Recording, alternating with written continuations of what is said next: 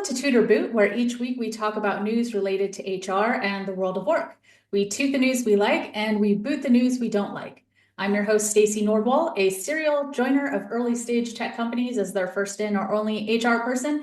And joining us Yes. again Yes. for Tutor Boot this week, we have Stephen. What's up? Hey, Stacy. Hi, everyone. Thanks for having me on Tutor Boot again. Always happy to dish a hot take on what's happening in the world. I feel so weird calling you Steven because we've known each other I for 10 know. years and it was in a different era when you weren't Steven. But what are you doing in your current era for those who are meeting you for the Ooh, first time? my current era. Well, if you're seeing me on video, I am wearing a mushroom shirt. It's actually a crop top. Um, Mhm. I work in the psychedelic space. I work for one of the largest psychedelic organizations called MAPS, the Multidisciplinary Association for Psychedelic Studies. So I'm the head of HR, finance, and IT and community, kind of a COO type role. We're a pretty big company as far as psychedelics go. We do a lot of drug policy work, advocacy, and reform and clinical trials. So our subsidiary does clinical trials for MDMA. So it's a fantastic place to be an HR practitioner because everyone's high and willing to kind of challenge and push the envelope and reinvent things. Um, so it's a really fun place to work. I'm very happy there. Fabulous. All right. Well, we are going to dive right in today because we have a few articles I'm interested to get your take on. The Do it. first we're starting with is Rev Al Sharpton meets with Target CEO over halting of DEI initiative. This is from The Guardian. The recap of this article is that activists in Minnesota called for a boycott of Target after the company announced it would eliminate its DEI initiatives back in January. Additional boycotts have also been called for by different organizers since that time. Target's stock price hit its lowest point in 5 years during April. And at the end of March, they reported in-store traffic was down by nearly 8% compared to the previous year. And Target has also acknowledged the reputational damage Hmm. as part of this boycott. On April 17th, Reverend Al Sharpton met with Target's CEO to discuss the fallout from their decision to roll back their DEI efforts.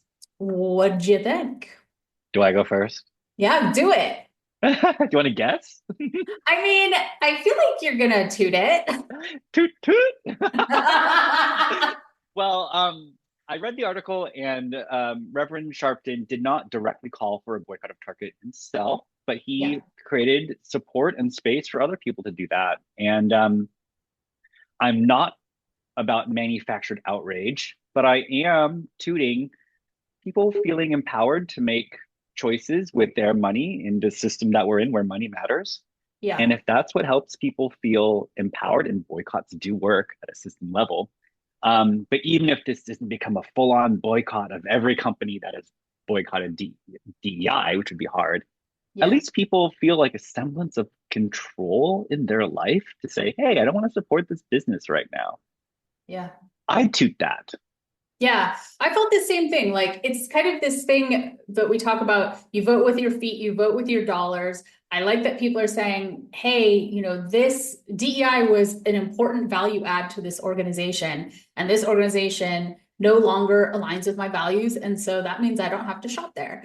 Mhm. And it is something that I think, it kind of goes beyond that DEI was like this internal thing in terms of like hiring or promotions or whatever for Target. It was really about what was in their stores as well. Like it was throughout their entire organization, and people are reacting to that and saying, like, if you're not supporting the products that I want to buy, if you're not supporting, all of these different aspects, then I don't have to be there. And it Mhm. really is this thing of like, it goes beyond the workplace into the products that you produce and sell to the customers as well.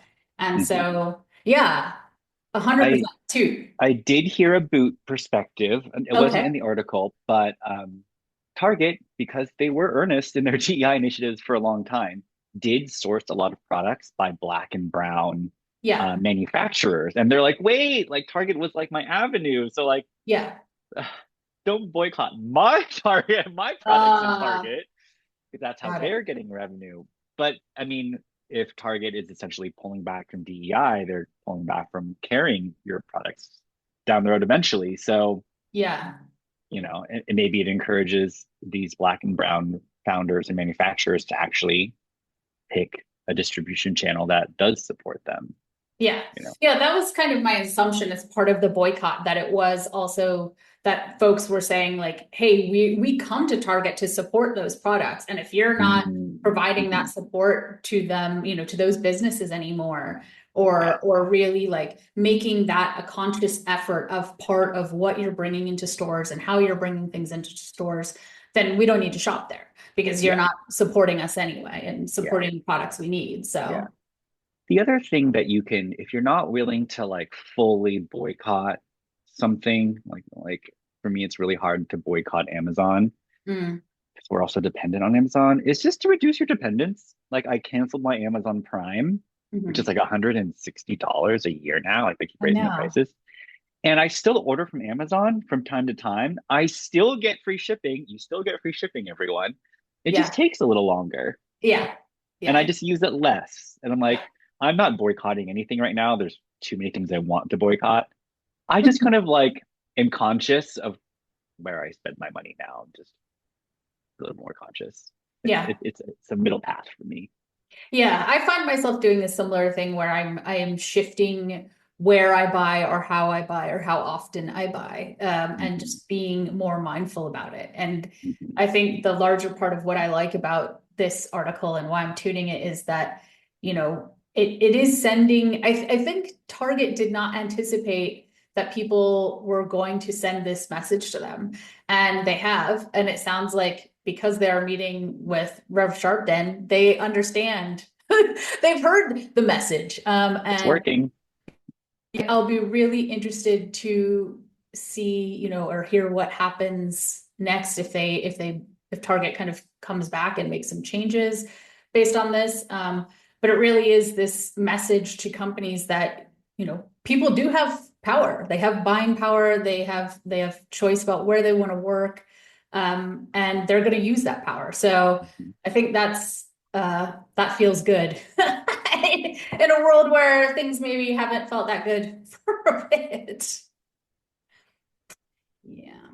And speaking of which, not Mhm. feeling so great, we have an article from HR Dive that the title is that LGBTQ plus workers report more discrimination, less happiness at work. The recap is that research from WorkL and the Center for American Progress found that nearly 1 in 4 LGBTQ plus people said they experienced discrimination at work. 40% said they made specific decisions about where to work in order to avoid discrimination. 29% said discriminatory treatment impacted their physical health, and 52% said it impacted their mental health, with all of those numbers increasing, particularly for intersex or trans employees. And the research also found that feelings of empowerment, pride in their work, and job satisfaction all dropped within the last year. Mm.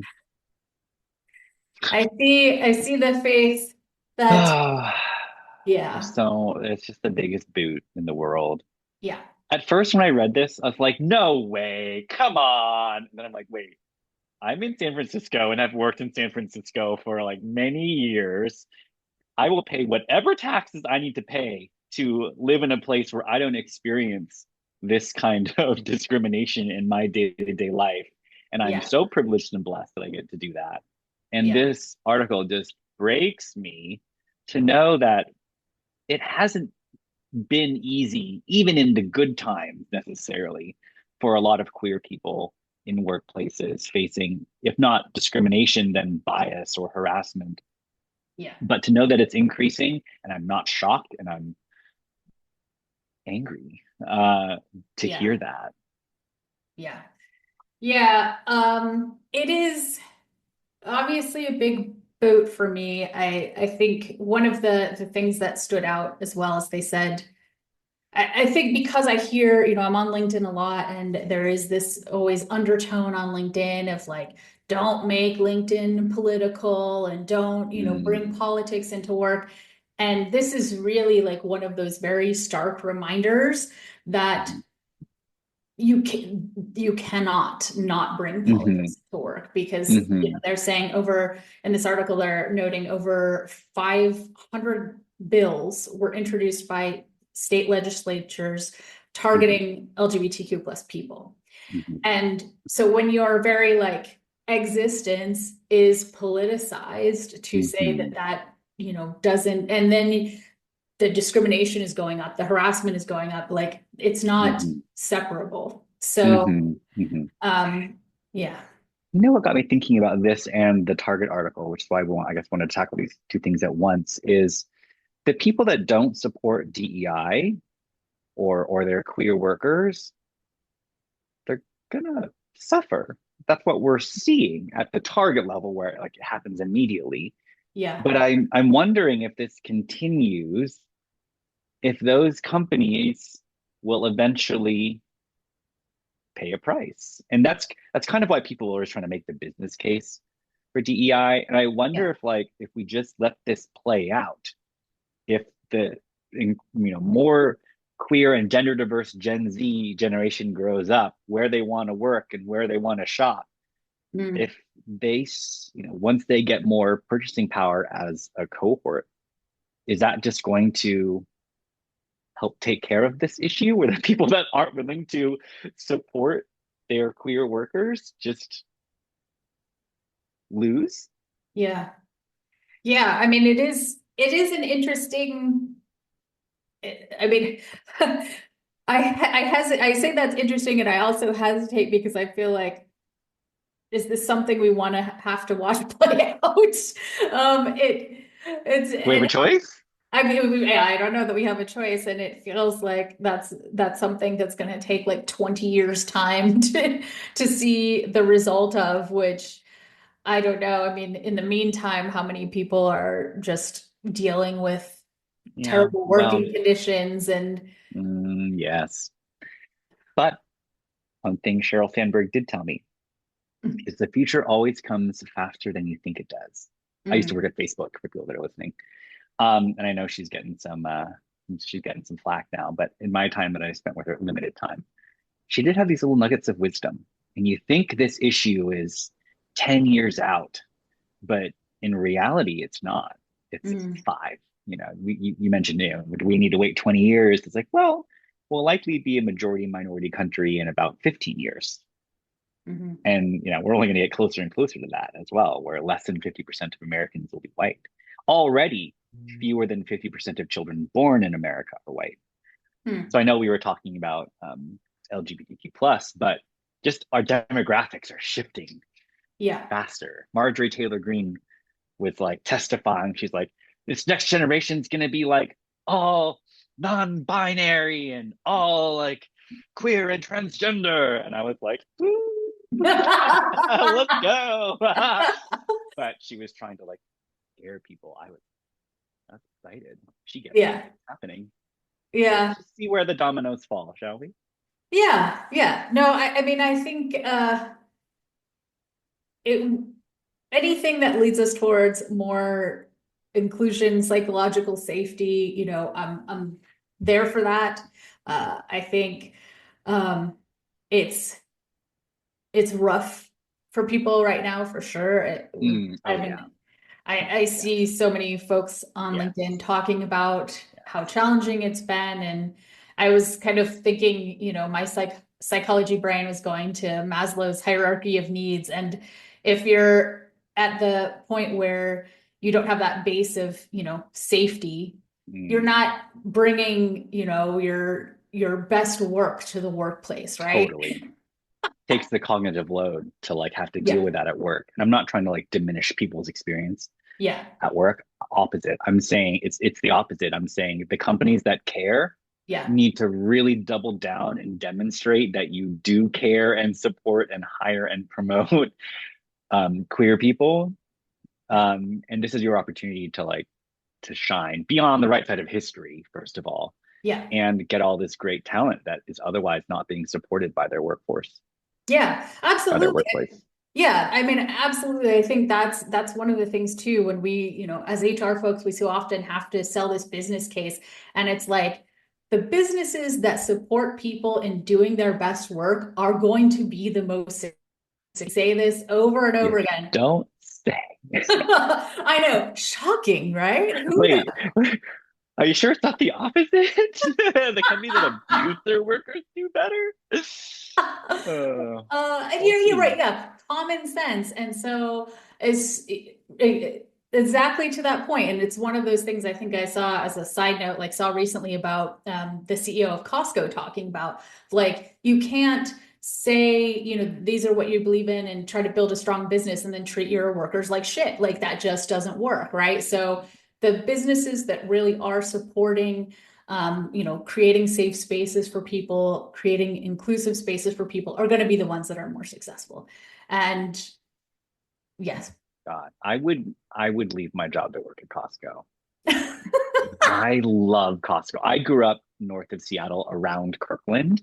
Mm. So back in my day, they served the hot dogs out of a cart out front before they had the food court.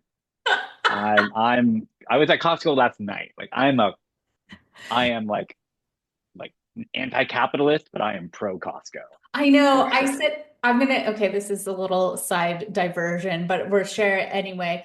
I said something to a friend about wanting to go to Costco, but that it was just too crowded because with all the tariffs, people were like, Mhm. descending onto Costco to bulk buy things. And she said, well, you could just get that stuff delivered or, pick it up. And I was like, no, no, no, you don't understand. I need to walk up and down every single aisle. It is part of my process. Yep, Yes. yep, I also love Costco. Proud yeah. Costco member and shareholder. Thank you so much, Costco. Shareholder, nice, nice. Okay, this is not an advertisement for Costco, so we need to keep moving. Sponsored by. Super Boot, sponsored by Costco. Oh my God, living the dream. Okay, our last article comes from HR Dive. Its title is What is Quiet Cracking? Worker Disengagement Has a New Name. The recap, I'll say I had to look it up because even after reading this, I was not sure what they were saying quiet cracking was. So the definition is persistent workplace worry and unhappiness that slowly leads to disengagement, poor performance, and a desire to quit. From a talent LMS survey, they found that 1 in 5 survey takers said they experience workplace unhappiness constantly or frequently. What did you think? I booted this, just the whole thing. Yeah. I obviously the results of what it was, the content, but also just the term that we need a new term. I'm like, do we need a new term for something that has always existed? It's called disengagement, Yeah. job insecurity, disengagement. Like, I don't think we need to create a new term for it. So that's why I said boot. Yeah, it was a boot for me as well because I had to even like look up what it was and it didn't seem like anything different. I thought like who isn't quietly cracking right now? Like we're all, are we all quietly I'm cracking? loudly cracking right now. Ah, Yes, it's some of hard. us are Yeah. loudly cracking. Um, and it just feels like it's like this weird thing where we take these trends and kind of put them outside of any kind of context.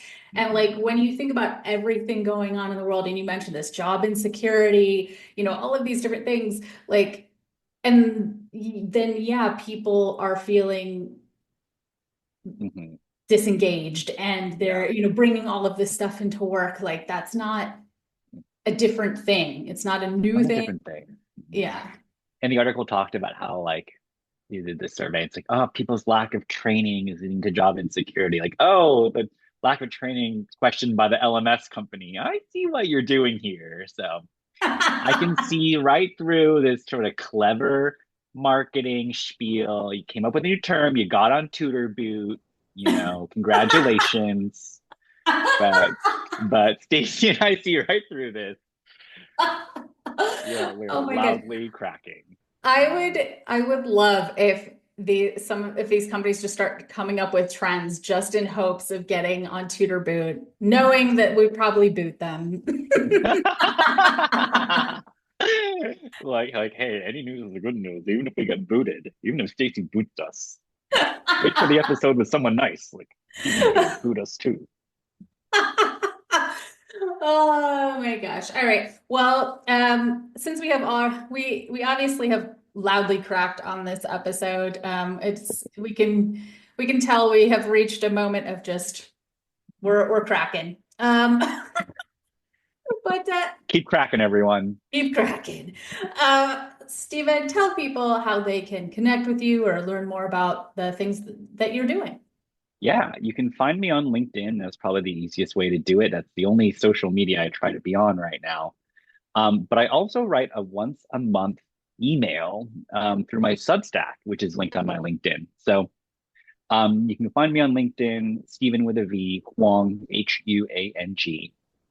The psychedelics guy. That's the other way to find me. My Substack is also my website, which is setthesetting.com, substack.com/setthesetting. Thanks for having me, Stacy. Yes, thanks for joining. And everyone, I'll put those links in the show notes because this is the newsletter that I anxiously look forward to. It's always good, always insightful. And thank you again so much for joining. Thanks. Thanks for listening to another episode of Toot or Boot. You can keep in touch with me, Stacy, on LinkedIn, and be sure to subscribe to our newsletter at tootorboot.com. And if you're enjoying Toot or Boot, we'd appreciate your positive review on your favorite podcast platform.